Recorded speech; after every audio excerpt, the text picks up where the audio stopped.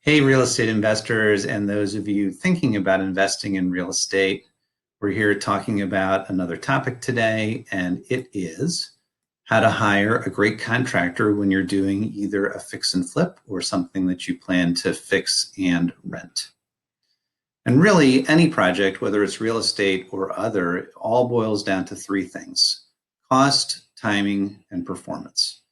And so with this process, you want to make sure the work is being done well, it's being done at a reasonable price, and it's being done on time so that you can get to actually making money from your investment.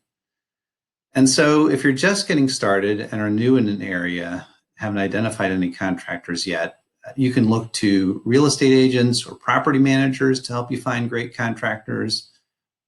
Bigger Pockets forums are great. You can find members and fellow investors who are in your area, and also Google local real estate investors groups. They may be able to help you as well.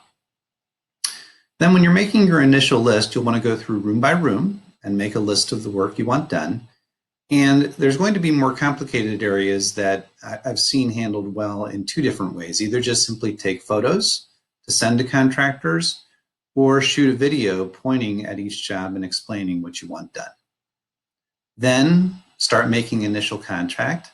You can either call or email and ask if they're available to do rehab work.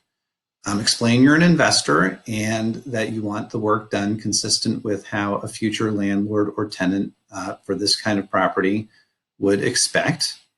And then plan on sending them your detailed list, and bonus if you have photos and video to include with it. Also ask for their opinion on other work that should be completed for this kind of property. This will give you an idea of whose head's really in the game, how much experience they have, and how thorough they are with their work. And then provide them with a lockbox code. You don't need to be there, so they can let themselves in and spend as much time as they need walking through. Initial bids, what to expect. Some contractors are super thorough, and right out of the gate, they'll give you line-by-line quotes with pricing for each item. Many won't, that's okay.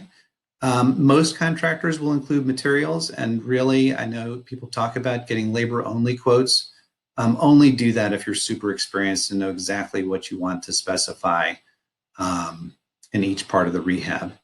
Few of them will give you a timing estimate up front. That's also okay, but do pay attention to who gets back to you right away. That's generally a good sign that contractors are on top of things. And then you'll want to go into the refining process. Explain that you need line-by-line quotes for the work to review. Many of them will drop out at this point, and that's okay. Some of these people are buried in work, and they can only work with people, they can fill their roster with people who don't require this. That's fine. You can definitely wait for the ones who will respond with the itemized list that you've requested. And then this is where you can really start to compare apples to apples. You should have at least 3 contractors by this point who have given you line-by-line quotes. You can consider taking a quick scan of Yelp or other line review sources to see what kind of reviews these folks have.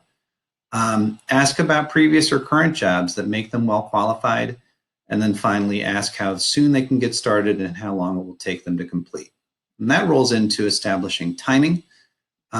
Let's say you've got a contractor that says they can complete the work in 6 weeks. Give them 8 weeks. Say, hey, let's settle on 8 weeks. Does that work for you? And if so, then you'll want to structure some timing-based guide rails around the work. If they can get it done in 6 weeks, give them a 5% bonus.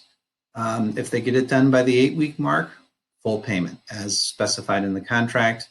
If they take longer than 8 weeks, it's a 5% penalty. And if they end up longer than 10 weeks, it would be an additional 5% penalty. This is not a one size fits all. It's just giving you a flavor of how you can specify this in your contract. Finally, put it all in writing. So include the itemized quotes for each task, include the timing provisions like we talked about in the last slide, and then establish your draw schedule. It can be as simple as a deposit and final payment if it's something straightforward, or a deposit and intermediate payments, particularly if the job is going to require permits and inspections. Sign it and you're off and running. So if you have more questions about hiring contractors or other things related to real estate, click below to schedule your complimentary call to learn how I work with real estate investors, or continue browsing the Learning Center. Thanks.